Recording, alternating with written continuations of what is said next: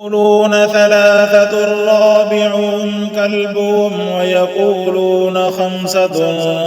سادسهم كلبهم رجما بالغيب ويقولون سبعة وثامنهم كلبهم قل ربي أعلم بعدتهم ما يعلمهم إلا قليل فلا تمار فيهم إلا مراء ظاهرا ولا تستفت فيهم منهم أحدا ولا تقولن لشيء إني فاعل ذلك غدا إلا أن يشاء الله واذكر ربك إذا نسيت وقل عسى أن يهديني ربي لأقرب من هذا رشدا صدق الله العلي العظيم. اللهم صل على سيدنا محمد النبي الأمي وعلى آله وأصحابه وبارك وسلم تسليما كثيرا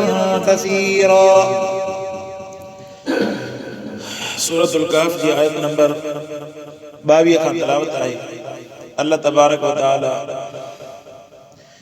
ان آیت کے اندر اصحاب کہف کے واقعے کے ان کے تعداد کے ذکر کرن فرمایا. اے مؤمن عرض کیوں تے انما سبق ہے انما जेको अल्लाह तबारक व तआला जो पैगाम आहे वो इहो आहे त तव्हां आख़िरत खे मञो जहिड़ी तरह असां असाब कहफ वारनि खे दुनिया जे अंदरि 300 सालनि जी निंड ॾेई करे वरी उथारियोसीं, अहिड़ी तरह हज़रत उज़ैर अलैहिस्सलाम खे 100 साल जी निंड ॾेई करे वरी उथारियोसीं. अहिड़ी तरह अल्लाह तबारक व तआला दुनिया जे अंदरि केतिरियूं अहिड़ियूं निशानियूं ॾेखारण फरमाई त क़यामत जे बारे में बि अव्हांखे यकीन हुजणु घुरिजे त अल्लाह पाक जेको तव्हांखे दुनिया जे अंदरि मारे थो, अव्हां हिन ज़मीन जे अंदरि पूरजो था, इन खां बाद में क़यामत जे ॾींहुं इहो मिठड़ो अल्लाह वरी तव्हांखे उथारे करे हिसाब किताब वठणु फरमाईंदो. ऐं हाणे क़ुरान जेको आहे इन्हनि जा अंदाज़ा ॿुधाइण फरमाईंदा सयक़ूलून सलासतु राबिउहुम कल्बुहुम. बाज़ माण्हू चवनि था त 3 शख़्स हुया इहे ऐं चौथो उन्हनि जो कुतो हुयो. ऐं फरमाईंदा वयक़ूलून खमसतुन सादिसुहुम कल्बुहुम रजमन बिलग़ैब. ऐं ॿिया चवनि था त 5 माण्हू हुया ऐं 6 उन्हनि जो कुतो हुयो. इहे जेके आहिनि बेख़बरीअ जे अंदरि अंदाज़ा लॻाइनि था. वयक़ूलून सबअतुन वथामिनुहुम कल्बुहुम. ऐं चवनि था त 7 ॼणा हुया ऐं 8 उन्हनि जो कुतो हुयो. क़ुल रब्बी अअलमु बिइद्दतिहिम. प्यारा इन्हनि खे चओ त मुंहिंजो रब वधीक ॼाणे थो. कायनात जे अंदरि जेकॾहिं को बि इंसान कंहिं बि ग़ैब जे इल्म जी दावा करे त इहो कूड़ो आहे. तमामु कायनात जे अंदरि ग़ैब जे इल्म खे ॼाणंदड़ मुश्किल कुशा हाजत रवा हाज़िर नाज़िर ज़ात आहे त सिर्फ़ ऐं सिर्फ़ अल्लाह जी आहे. दुनिया जे अंदरि जेको आहे इंसान जेको आहे इंसान जे तजुर्बे ऐं इंसान जी कुझु जेको आहे मश्क ऐं जेको आहे अल्लाह तबारक व तआला जे इल्म जे अंदरि हिकिड़े क़िस्म जो तज़ाद पेश करे माण्हुनि खे मुंझाइण जी कोशिशि कंदो आहे. छा चवंदा त असांजो फिलाणो साईं आहे, उन जेको आहे अहिड़े क़िस्म जी दुआ घुरी, मुंहिंजो जेको आहे उहो मसइलो हल थी वियो. तंहिंमां मालूम इहो थियो त हीउ साईं जेको आहे असांजी हाजत रवा करे थो, मुश्किल कुशाई करे थो. जीअं मूं मिसाल अर्ज़ु कंदो आहियां त हिकिड़ो शख़्स जेको आहे वियो साईं पीर साहिब वटि, जाली पीर साहिब वटि. उनखे चई त मुंहिंजी घरवारी जेका आहे उहा अमल सां आहे ऐं हाणे ॿुधाए इनखे भला पुटु थींदो या न्याणी थींदी. त उनखे पर्ची लिखी ॾिनी, उन ते लिखी बेटी न बेटा. मतिलबु जेकॾहिं पुटु थिएसि त चवे त बाबा लिखियो त बेटा बेटी न खे पहिरियां मिलाए छॾेसि, बेटा वरी आख़िर में करे छॾे. ऐं जेकॾहिं उनखे न्याणी ॼमे त चवे त बाबा बेटी जेका आहे उहा अलॻि करे छॾे, न खे वरी बेटा सां मिलाए छॾे. अहिड़े क़िस्म जूं ठगियूं ऐं अहिड़े क़िस्म जा अंदाज़ा आम इंसान जेको आहे इन अंदाज़नि खे तमामु सीरियस वठे थो, जंहिंजे करे उनजो अक़ीदो वञी करे इहो बणिजी करे बीह रहे थो त मुश्किल कुशा हाजत रवा अल्लाह का सवा ॿिया बि आहिनि चवंदा आहिनि त इहे जेके आहिनि साईं अल्लाह त अल्लाह हुआ पर हे बि अल्लाह वारा आहिनि हे बि अल्लाह जा पुतल बना आहिनि मुंहिंजा भाउ अल्लाह पाक जी ज़ात दा मुख्तार कुल आहे हाजत रवा आहे मुश्किल कुशा आहे उन जो दलील कुरान पाक में पाण बीठो आहे वहुव अला कुल्लि शैइन क़दीर अल्लाह ख़ालिक़ कुल्लि शैइन क़ुल ला अमलिकु लिनफ्सी नफ़अन वला ज़ररन इल्ला मा शा अल्लाह क़ुल या अय्युहन नास इन्नी रसूलुल्लाहि इलैकुम जमीअ अहिड़ी तरह अल्लाह तबारक व तआला जा जेके दलील जेके आहिनि बीठा आहिनि अल्लाह जी सिफ़त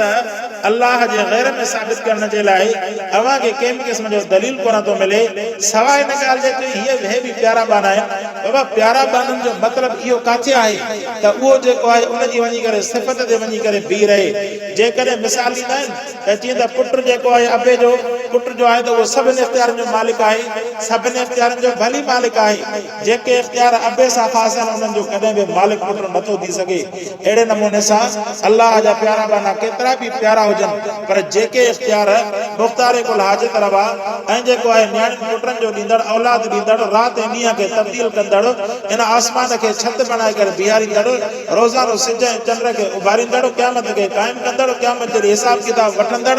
नबियनि खे हलाईंदड़ नबियनि खे पैदा कंदड़ ऐं नबियनि खे मारींदड़ इन्हनि सभिनी शयुनि जी कुवत जो मालिक सिर्फ़ ऐं सिर्फ़ अकेलो अल्लाह आहे अल्लाह खां सवाइ कोई बि न इहो हिकिड़ो अक़ीदो आहे इन जे अंदरि कंहिं क़िस्म जी जुंबश आणण जी ज़रूरत न आहे सो कुरान फरमायो अल्लाह ईअं न फरमाए रसूल त मूंखे ख़बर आहे भला मां तव्हांखे ॿुधायां थो हे जेके गुलाबी जेके चवनि था त अल्लाह जो रसूल सभु ॼाणे थो सभु जो ॼाणे थो त पोइ पाण ॿुधायां न अॻिते जेको आहे क़ुरान में अञा वधीक अचे थो फरमाई त कुल रब्बी अअलमु बिइद्दतिहिम मा यअलमुहुम इल्ला क़लील मुंहिंजो अल्लाह उन्हनि जे तादाद खे वधीक ॼाणे थो मा यअलमुहुम इल्ला क़लील उन जेको आहे इन्हनि खे इल्मु तमामु थोरो अता फरमायो फला तुमारि फीहिम इल्ला मिराअन ज़ाहिरा पोइ इहे जेके अंदाज़ो नथा लॻाइनि थोरो अंदाज़ो था लॻाइनि वला तस्तफ़्ती फीहिम मिनहुम अहदा पक्की मज़बूत ॻाल्हि इन्हनि मां को बि हिकिड़ो करण जे क़ादिर नाहे पक्की ॻाल्हि कोई नथो करे सघे बाबा केतिरा हुया हाणे जेका गैर मक़सूदी शइ आहे गैर मक़सूदी शइ में अल्लाह पाक जेको आहे हुनजे अंदरि ज़ोर ई न मर्ज़ी आहे अल्लाह पाक जी त अहिड़े नमूने सां अॻिते जेको आहे क़ुरान फरमायो जॾहिं काफ़िरनि यहूदियुनि अचे करे अल्लाह जे रसूल सल्लल्लाहु अलैहि वसल्लम जिन खां असहाब कहफ जो वाक़े जे बारे में ज़ुल्करनैन जे वाक़े जे बारे में ऐं रूह जे बारे में सवाल अची करे कयो त साईं जेको आहे फरमायो त मां थोरे अरसे खां पोइ सुभाणे जवाबु ॾियोसि उन में साईं खां जेको आहे इंशाअल्लाह चवणु रहिजी वियो अल्लाह जा रसूल इंसान खां रहिजी वियो अल्लाह तबारक व तआला सबक़ जे तौर ते वही बंदि करे छॾी हता के मके वारा जेके मुख़्तलिफ़ क़िस्म जा ताना ॾियण लॻा कुराड़ी चई त तोखे नऊज़ बिल्लाह जेको तोखे पंहिंजो वॾो जेको आहे छॾियो नऊज़ बिल्लाह तोखे पंहिंजो शैतान जेको आहे छॾे वियो अहिड़े क़िस्म जा लफ़्ज़ जेके उन्हनि पे ॻाल्हाया 15 ॾींहंनि खां बाद में या कुझु ॾींहंनि खां बाद में जॾहिं वही नाज़िल थी अल्लाह पर फरमायो त प्यारा वला तक़ूलन्न लिशैइन इन्नी फ़ाइलुन ज़ालिका गदा का बि शइ जेकॾहिं को बि अमल जेकॾहिं करे ऐं उन जो इरादो करे त सुभाणे इहो अमल कंदुसि त पंहिंजे इरादे ते न भाड़ बल्कि तूं बि पंहिंजे वस जो मालिक न आहे सभिनी जो मालिक अल्लाह जी ज़ात आहे उन्हनि खे जेको आहे मनसूब करे छॾींदो कर अल्लाह जी ज़ात आहे त माना जेकॾहिं अल्लाह चाहियो कमु थींदो न चाही त न थींदो तंहिंजे करे जीअं हज़रत सुलेमान अलैहिस्सलाम जे लाइ अचे थो न हज़रत सुलेमान अलैहिस्सलाम चयो त अॼो की राति जेको आहे उनखे घरवारियूं हुयूं उन्हनि सभिनि घरवारियुनि सां मिस्त्री कंदुसि 100 क़रीब घरवारियूं हुयसि सभिनि सां जेको आहे हक़ अदाई कंदुसि उन्हनि मां जेके जेके बचड़ा ॼमंदा सभु जिहाद इत्तफ़ाक़ ईअं थियो उन इंशाअल्लाह उन पंहिंजो इहा ॻाल्हि हलाई त हक़ अदाई करण खां बाद में कंहिंखे बि औलाद न थियो सवाइ हिकिड़े उनखे उहो बि फारिज थींदा जीअं हिकिड़ो टुकड़ो हूंदो आहे त अल्लाह पाक सबक़ ॾियणु फरमाई त वला तक़ूलन्न लिशैइन इन्नी फ़ाइलुन ज़ालिका गदा फरमाया हरगिज़ न चवंदो कर कंहिं शइ खे इन्नी फ़ाइलुन त मां इहा सुभाणे कंदुसि इल्ला अन यशा अल्लाह मगर चवंदो कर त इन यशा अल्लाह जेकॾहिं अल्लाह घुरियो त मां इहो अमल करे सघंदुसि रब न घुरियो त मां नथो करे सघां आहे त अल्लाह जो अल्लाह पाक चाहियो अल्लाह तबारक व तआला जी मर्ज़ी मशीयत हूंदी त मूंखां इहो कमु थींदो न त न थींदो। वज़कुर रब्बक इज़ा नसीत, ऐं फरमाईं त यादि कर पंहिंजे अल्लाह खे जॾहिं तूं इहा ॻाल्हि विसारे। वक़ुल असा अन यहदियनी रब्बी लिअक़रब मिन हाज़ा रशदा, ऐं प्यारा चओ क़रीब आहे मुंहिंजो अल्लाह जो मूंखे सिधो रस्तो ॾेखारे। लिअक़रब मिन हाज़ा रशदा, ताकि हिन मामले जे अंदरि सिधो रस्तो असांखे ख़बर पइजी वञे। अल्लाह तबारक व तआला क़रीब आहे, मर्ज़ी जो मालिक आहे। जॾहिं रब चाहींदो पंहिंजे तरफ़ खां वही नाज़िल करे इन्हनि सवालनि जा जवाब ॾींदो ऐं असांजी जेको आहे मशीयत खे पूरो करणु फरमाईंदो। तंहिंजे करे इन्हनि खे चओ त मां पाण अल्लाह जो जेको आहे मोहताज आहियां। अल्लाह तबारक व तआला जॾहिं चाहींदो असांजी मोहताजीअ खे ऐं असांजे मामले खे हल करणु फरमाईंदो।